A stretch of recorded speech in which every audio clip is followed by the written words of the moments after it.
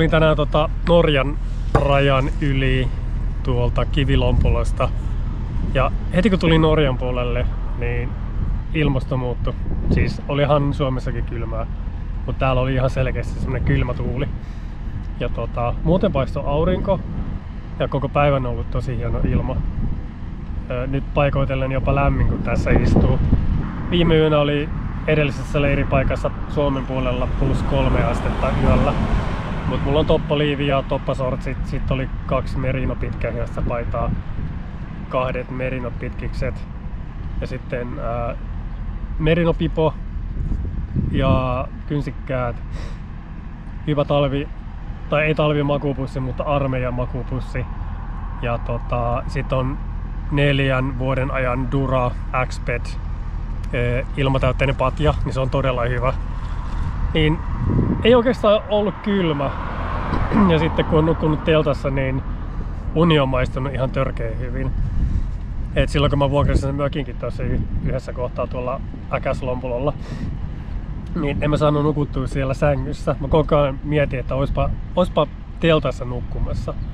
Koska teltassa vaan saa parhaimmat unet. Ja sitten kun on ilmatäytteinen tyyny, niin sekin tuntuu jotenkin paremmalta maastoa vasten. Kaikki vaan tuntuu niin paljon paremmalta, kun on teltassa yötä. Siitä ei pääse mihinkään. Mä rakastan olla teltassa. Altaan on ehkä matkaa joku vähän yli 100 kilometriä, mutta sen jälkeen mä en tiedä mitä mä teen. Mulla on 5 viikkoa lomaa vielä, niin pitää jotain kehitellä. En tiedä tässä vaiheessa mitä teen. Lähdenkö sitten Kirkeneesiin vai käynkö Nordkapissa? Ei mitään hajua. Mutta jos mä menen Kirkeneesiin, niin mä todennäköisesti lähden sieltä ajamaan European Divide Railia, mikä menee oliko se Inarista Ruotsiin ja Ruotsin halki Göteborgiin. Mut en tiedä riittääkö aika siihen touhuun, mutta jos vaikka nyt aloittaisi jostain.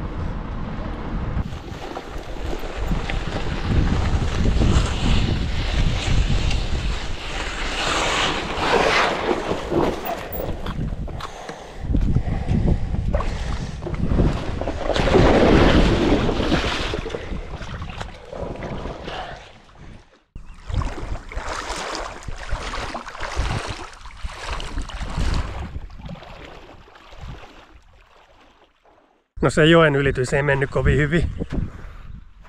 Näytti niin helpolta, mutta ei sitä loppujen lopuksi ollutkaan. Hyvä, ettei kaatunut. Ei se kovin syvää tosta, mutta siinä on niin paljon kiviä, ei pystynyt ajaa. Kootut selitykset.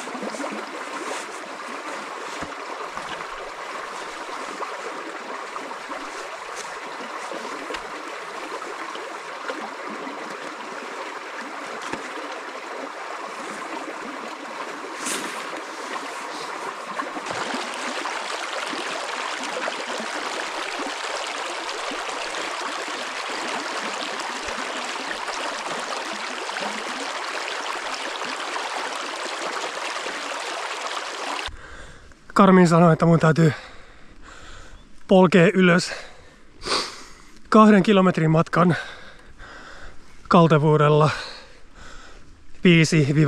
5-10. Aion tehdä sen ilman mitään pysähdyksiä. Tää on oikein kunnon multitasking. Mä kuuntelen musiikkia, mä puhun. Mä ajan pyörää. Yritän hengittää. Nyt on ajettu ylämäkeen kilometri vähän yli. Taas edelleen kaltevuus 8. Oh my god. Tää on mielenkiintoinen päivä, kun käyn nyt tuolla ylhäällä vuorilla. Oli helvetin kylmä. Oli kaikki talvivaatteet tai siis syysvaatteet päällä. Siltikin tuuli vaatteiden läpi. Ainoa hyvä puoli oli se, että oli myötätuuli. Sitten mä tulin sieltä Altan kanjoniin alas. Vittu mitä liukuu. Etumaiset jarrupalat huusi hoosienna.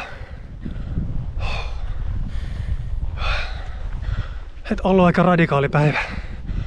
Paljon ei ole poljettu, mutta töitä on tehty jokaisen kilometrin eteen. 800 metriä jäljellä. Periksi ei anneta. Sisulla ylös.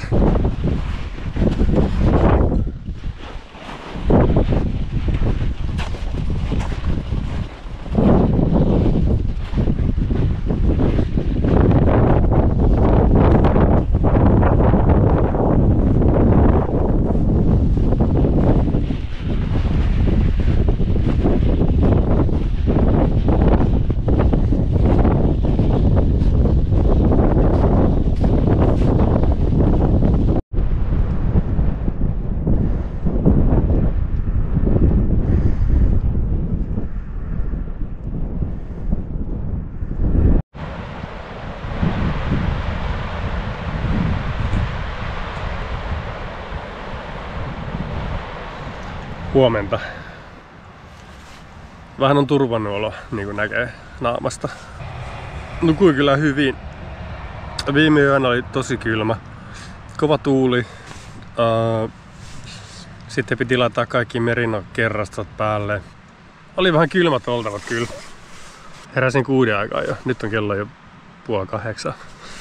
Niin kun teltta oli niin kuuma. Aurinko paistaa täyttä häkää.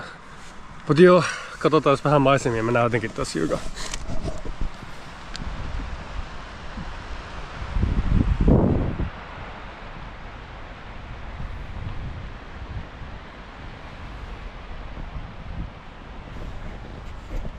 Paremmat näkymät kuin hotellin ikkunassa.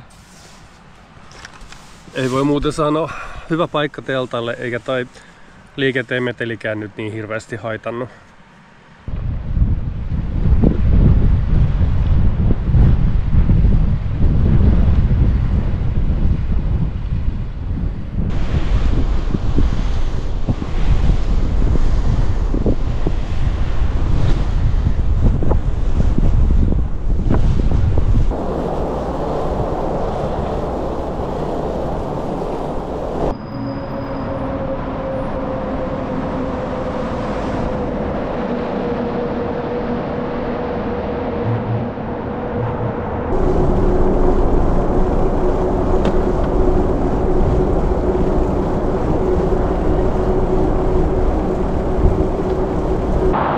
Mennään 3 kilometrin mittaisesta tunnelissa meren alla. En muista kyllä mikä ton tunnelin nimi oli. Mut voidaan vaikka ulvoa. Au!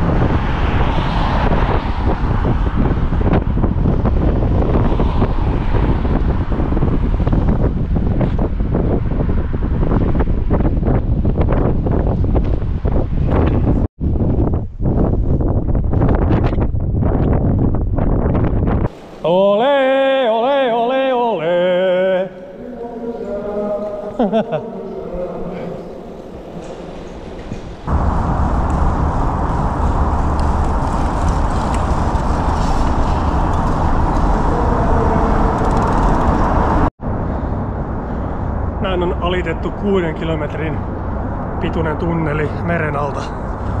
Alamäki oli kivaa 3 kilometrin ajan, mutta sitten kun joutui kiipeämään ylämäkeä 3 kilometriä, niin ei oli niin kiva enää.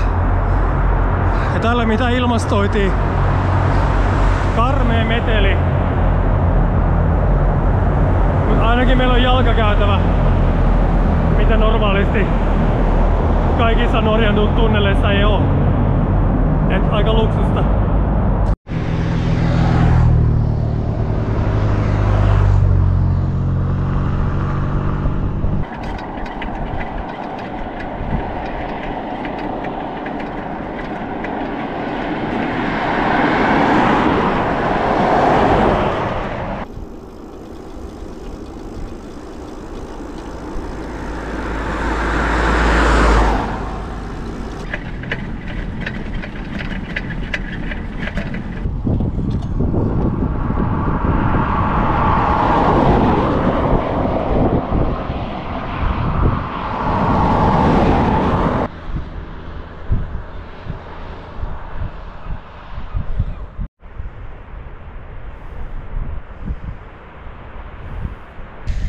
Tänään on ollut paljon nousuja. Tämä on 17 mäki, mitä nyt mennään. Ja ollaan just Mikaelin kanssa tuolla Nordkapin ihan päässä. Mitä kello joku lähentelee, olisiko 1:15 tai jotain yöllä. Ollaan ajettu aika pitkä matka. Eli käydään kääntyä ja otetaan videot, valokuvat ja ehkä viskitkin. En olisi ehkä välttämättä yksin jaksanut tulla tänään tänne. Mä oon ajanut nyt 90 kilometriä ja tarvitsisi mennä vielä takaisin tänne Honningsvågiin sinne lähelle. Laittaa teltta. Ja nämä mäet kestää ihan vitun kauan. Kiipeä ylös ykkösvaihteella puolesta tunnista tuntiin. Uskomattoman hieno tie. Eikä ole satanut yhtään. Kylmä tuuli, mutta se nyt oli odotettavissa.